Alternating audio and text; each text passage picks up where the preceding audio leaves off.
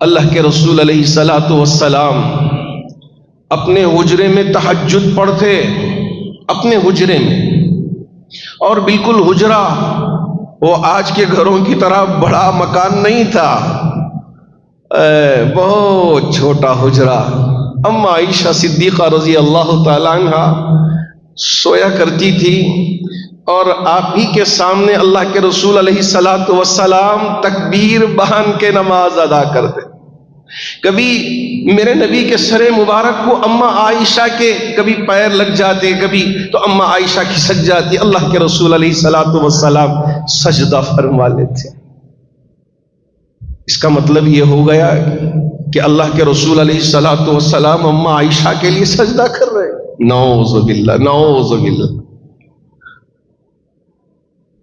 اللہ کہ رسول علیہ الصلاۃ والسلام نماز پڑھ رہے تھے اللہ کے لیے، اللہ کو راضی کرنے کے لیے۔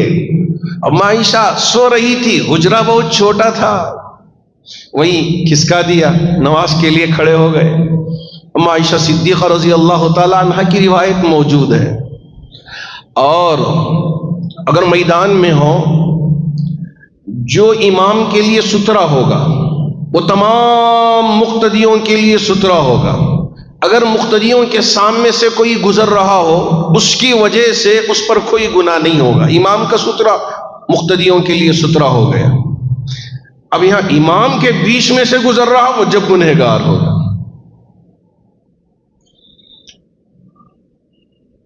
یہ جو مسئلے مسائل ہیں یہ مذاق نہیں ہے کہ ہم اپنی طرف سے جو چاہیں بول دیں، جو چاہیں کہہ لیں۔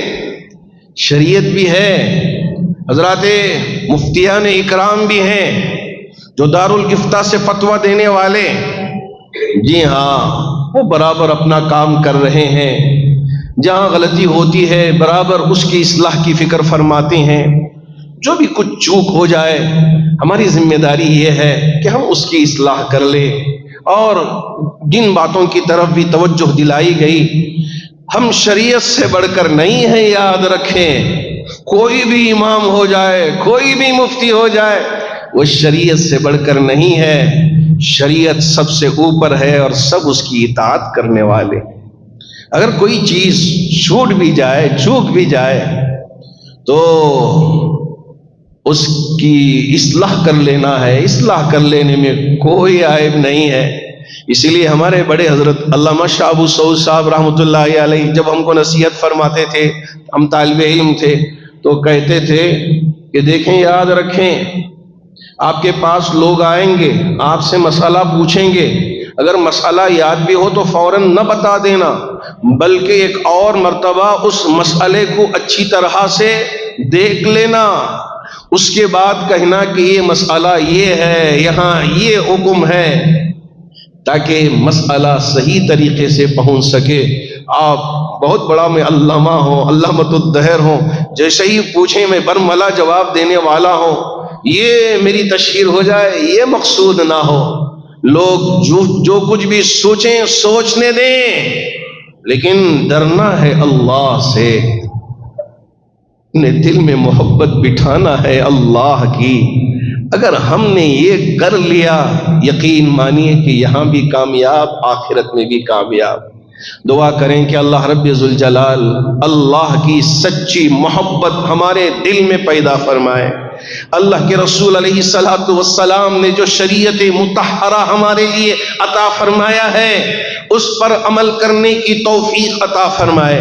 ہر قسم کی شرارتوں سے امت مسلمہ کی حفاظت فرمائے، اور ہر قسم کی پریشانیوں سے امت مسلمہ کی اور ہم میں سے ہر ایک کی حفاظت فرمائے۔ محترم حاضرین باتمکین، اللہ کا بڑا فضل کہ ماشاءاللہ جن پر قربانی واجب تھی بڑے ہی جذبے کے ساتھ، بہت ہی شوق کے ساتھ ماشاءاللہ قربانی کے اس عمل کو انجام دیے، اور ہم نے تحقیق بھی کیا، اور ہمارے بہت سارے احباب کے ذریعے سے یہ رپورٹ بھی پہنچتی رہی کہ ماشاءاللہ حتی الامکان ہمارے احباب قربانی کرنے کے بعد باقی صفائی کا خاص خیال رکھا۔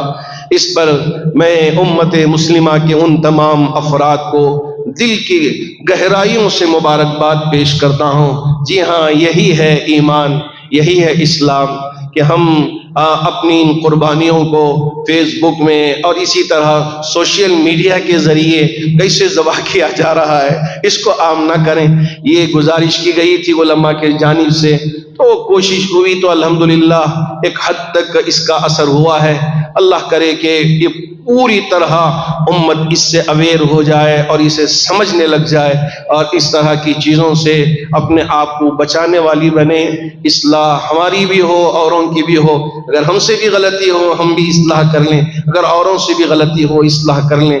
یہ کسی کی طرف کوئی نشاندہی نہیں ہے۔ اللہ کرے کہ اللہ مجھے بھی ان باتوں پر عمل کرنے کی توفیق عطا فرمائے اور آپ کو بھی عمل کرنے کی توفیق عطا فرمائے۔ میں بڑا ہی شکر گزار ہوں آپ تمام احباب کا۔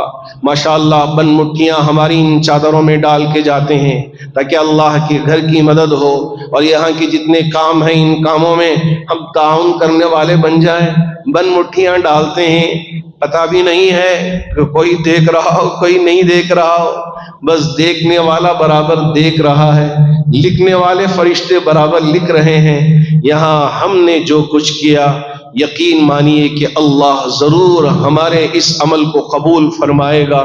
اللہ کرے کہ ہمارے اس عمل کو قبول فرما کر جتنے بیمار ہیں ان کو شفا عطا فرمائے، جو پریشان حال ہیں ان کی پریشانیوں کو دور فرمائے، جو قرض میں مبتلا ہیں ان کے قرض کی ادائیگی کی شکلیں و صورتیں پیدا فرمائے، جو مرحومین دنیا سے رخصت ہو چکے ہیں تمام مرحومین کی بھرپور مغفرت فرمائے۔ آمین۔ وآخر دعوانا الحمد للہ رب العالمین۔